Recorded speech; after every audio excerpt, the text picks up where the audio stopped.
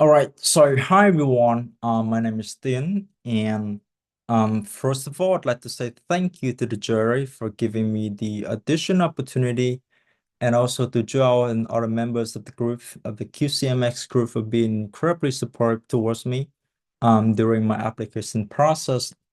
So here's the structure of my presentations. I will be spending a little bit of time talking about my background.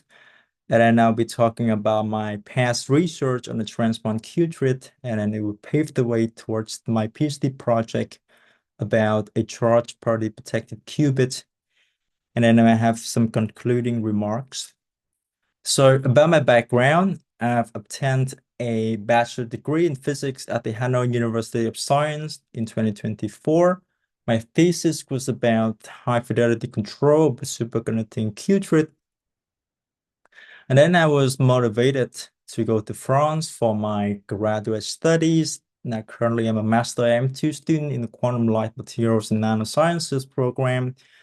My advisor slash tutor right now is Joao Grismar, and we're walking the very first baby steps toward a chart party protected qubit. Right now in my Master M student internships. Um, Parallel to all of this, I've also conducted tour internships in the group of Professor Valerio Scarani and subsequently Professor Eun Hui Kun. Both of them was about bosonic error correction theoretical work. But in the interest of time, I won't be going into details about this project.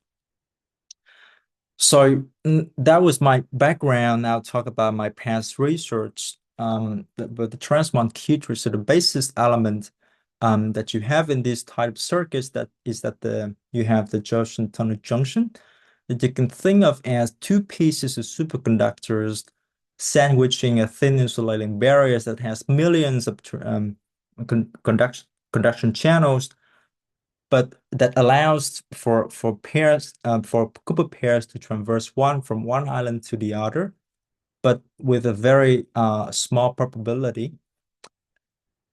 When you have this type of junction, the resulting potential is a potential that proportional to the cosine of the superconducting phase difference between the two islands.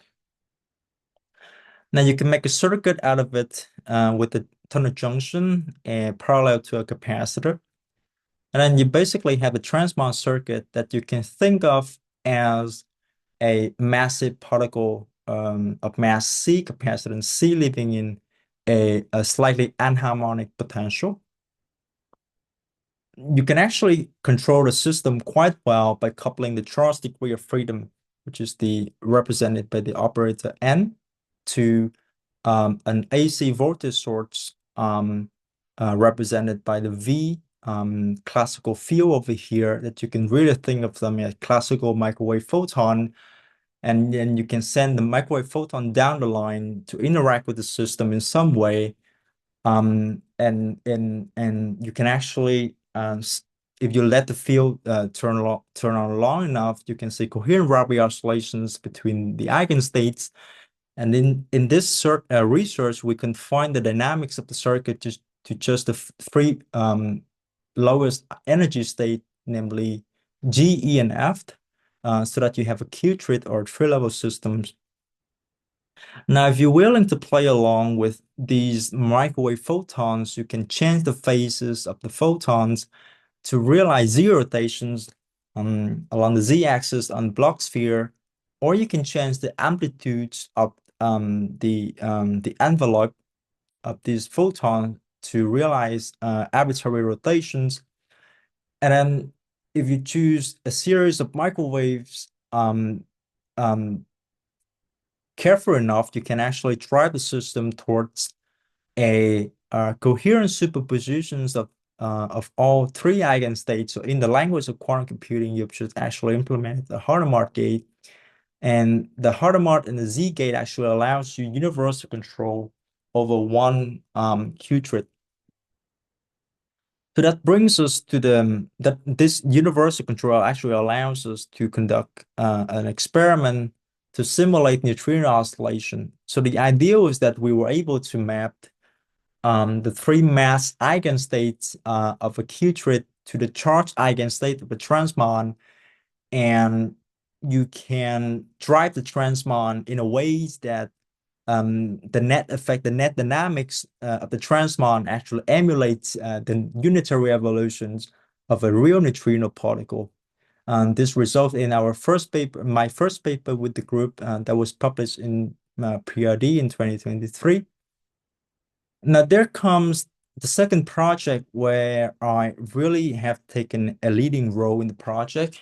So the motivation was that we realized that we had a lot of errors, control errors, with the Hadamard gate. So the first step, as a first step, I characterized what kinds of errors that we have in the system. And it turns out that we have two types, the sigma X type that we call amplitude errors. So you can think of them as over and under rotations on the Bloch sphere. And then you have the sigma Z type as well, which correspond to deviation along the equator. The most important thing, I guess, is that the fact that the sigma X and sigma Z operator, they don't commute.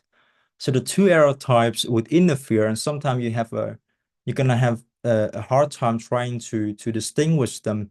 So as an example, in order to calibrate or to correct for errors, you need to estimate a number. From there, you can correct for them. But if you couldn't distinguish between the two errors, you would correct for the wrong type of errors, and is well amplified, exemplified here when when you do a naive corrections, and you will still have some residual errors in your system that you couldn't get rid of completely. So we were able to construct a theoretical model that allows us to take into account the interference nature of these two errors, so that we could estimate them and correct for them individually. And we were able, and as a result, we were able to completely remove them. So we, at the end of the day, we achieved 3 others suppression for phase and 2 others of suppression for amplitude.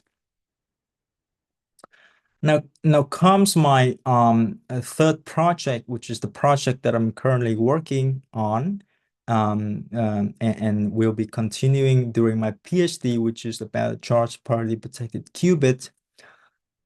So back in the days, the motivation was that I realized that, okay, the transmon, it doesn't only have errors in the control of the circuit itself, but it also has errors on the circuit itself coming from the environment. So you can think of environmental perturbations as another voltage source that is also strongly coupling to the transmon, but is fluctuating over time in an uncontrollable manner.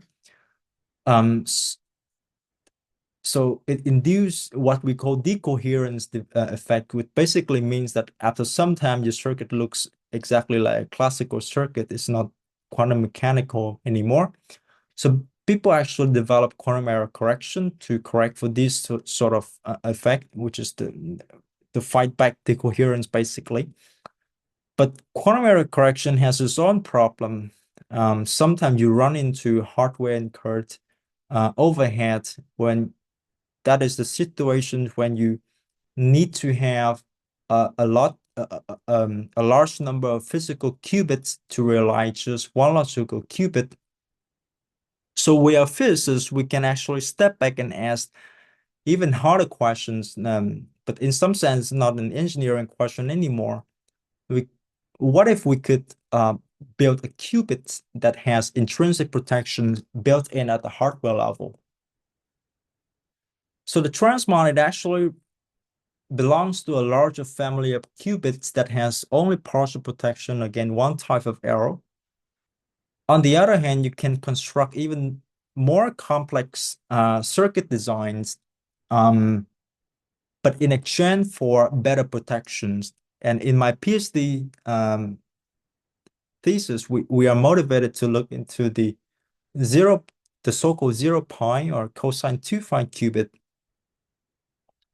You can think of this circuit design as the transmon, but having the tunnel junction being replaced by the so-called cosine 2 phi element. And as a result, the particle is now living in a pi periodic potential in the two local minima at 0 and pi over here. What is new is that previously you were encoding information in the number of Cooper pairs on one island. Now you are encoding information in the parity of the Cooper pair number. And because the cosine 2 phi element allows only pairs of Cooper pairs to traverse, a malicious environment cannot just bring one Cooper pair from one island to the other. That could perturb your information. So in other words, if the parity is conserved, your information is fine, so that you have protections against noises and errors. Now, the million-dollar question is, how do we make a cosine 2 phi element? You do that. One of the ways that you could do that is to replace the thin insulating barrier with a coherent conductors of choice.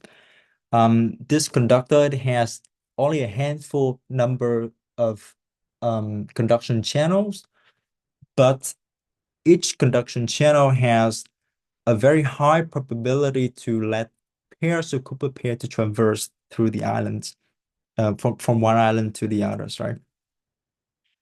When you do this, you get access to higher harmonic terms in the so-called Andreev bound state potential, if you will. But we actually don't need these odd terms. So if you wish, you can construct a circuit out of the 4 pinhole junction, which is the junction that I described over here.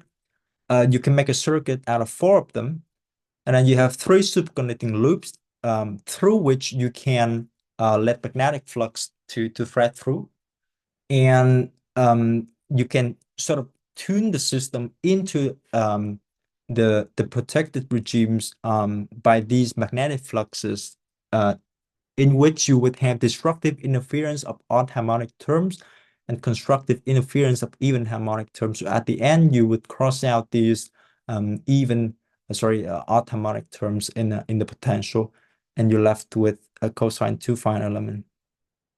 And that is how you can achieve a parity protected circuit. So here's some concluding remarks. So we all know that making a qubit of superconducting circuits, it faces huge challenges. But we can sort of alleviate such a challenge by making quantum bits from a protected superconducting circuit. And the bonus point is that on this very same platform, you actually have access to a lot of tools that you can explore quantum physics. So with that, I'd like to also give credits to past collaborators and teachers in Hung's group in Vietnam, and in Huy Kun's and Valera's group in Singapore, for their friendship and mentorship. And I thank you for your attentions. And I'm happy to take questions if you have any.